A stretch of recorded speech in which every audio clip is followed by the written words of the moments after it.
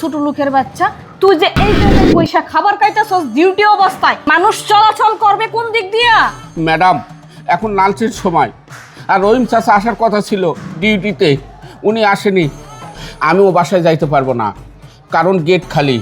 তাই এখানে বসে খাবারগুলো খাইছিলাম, আর আপনি সে খাবারে লাথি মারলেন ম্যাডাম। ম্যাডাম শুধু আমার খাবারে লাথি মারেননি, আমি আপনার বাবার বয়সী, আমার গায়ে হাত পর্যন্ত আপনি উঠাইছেন ম্যাডাম। চুপ কর ছোট লোকের বাচ্চা, তুই আমার বাবার বয়সী, কিন্তু আমার বাবা তোর না।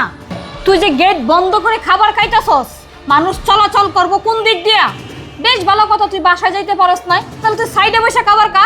তার মানে এই না যে তোর গেটের সামনে বসে খাবার খাইতে হবে। ম্যাডাম বাদ দেন না, চলেন। এই আপনি চুপ করেন, এসব ছোট লোকদের না এসব শিক্ষা না দিলে আরো লাই পেয়ে পেয়ে মাথায় উঠে যাইব। শুন, আমি তোকে সাপ সাপ বলে দিচ্ছি, ডিউটি অবস্থায় কখনো গেটের মধ্যে এভাবে খাবার খাইবি না।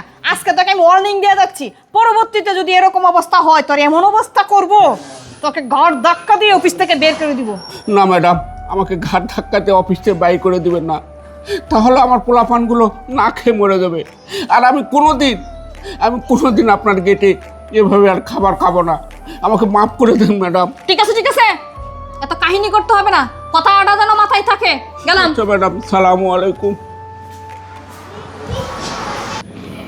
সালামু আলাইকুম স্যার। ওয়ালাইকুম সালাম। স্যার আজকে থেকে আপনার কোম্পানিতে আমি আর চাকরি করব না স্যার। চাচা, আপনি কিসের জন্য চাকরি করবেন না সেটা কিন্তু আমি বুঝতে পারছি। আপনি কোনো চিন্তা করবেন না, এর উপযুক্ত বিচার আমি করব। ঠিক আছে স্যার, আপনি যখন বলতেছেন আমি ডিউটি করব, কিন্তু স্যার এর উপযুক্ত বিচার করতেই হবে স্যার। অবশ্যই উপযুক্ত বিচার হবে। ঠিক আছে, থাকেন চাচা। আচ্ছা, সালামু আলাইকুম স্যার। ওয়ালাইকুম সালাম। আসসালামু আলাইকুম স্যার। ওয়ালাইকুম সালাম।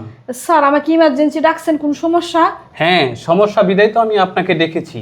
স্যার আপনার ফাইল। সালামু আলাইকুম। ওয়ালাইকুম সালাম।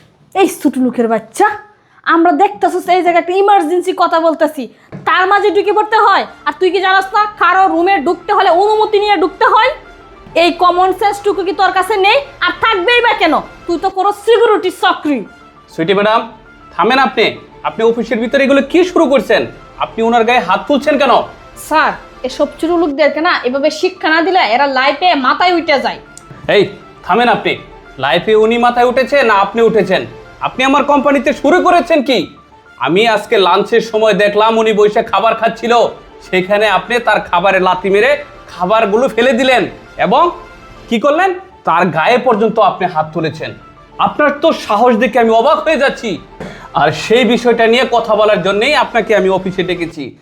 আপনি কি করলেন? আবারও সেম কাজটা আমার অফিসে আমার সামনে দাঁড়িয়ে করলেন। আপনার এত বড় সাহস হয় কি করে? এই আপনি হয়তো ম্যানেজারের চাকরি করেন, উনি সিকিউরিটির চাকরি করে, তাই বলে কি সিকিউরিটি মানুষ না? আপনি কি ওনাকে মানুষ মনে করেন না? বাদ দিলাম এসব কথা, উনি তো আপনার বাবার বয়সী, আর একটা বাবার বয়সী মানুষের গায়ে আপনি হাত তুলতে পারলেন? অতটুকু কমন সেন্স আপনার নেই? আপনি একজন শিক্ষিত মহিলা হয়ে এই কাজটা করতে পারলেন ওনার সাথে? স্যার সবগুলোই ঠিক আছে, আমি মেনে নিলাম, কিন্তু উনি গেট বন্ধ করে খাবার খাচ্ছিল, তাই এই কাজটা করতে আমি বাধ্য হয়েছি। মানলাম উনি গেট বন্ধ করে খাবার খাচ্ছিল, আপনি তো ওনাকে কথাগুলো বুঝিয়েও বলতে পারতেন। আর বুঝিয়ে না বলে ওনার গায়ে আপনি সরাসরি হাত তুলেছেন, এই কাজটা কি আপনি মোটেও ঠিক করেছেন? না স্যার, এই কাজটা আমি মোটেও ঠিক করি নাই। স্যার আমার ভুল হয়ে গেছে, এরকম কাজ আমি আর কখনো করব না।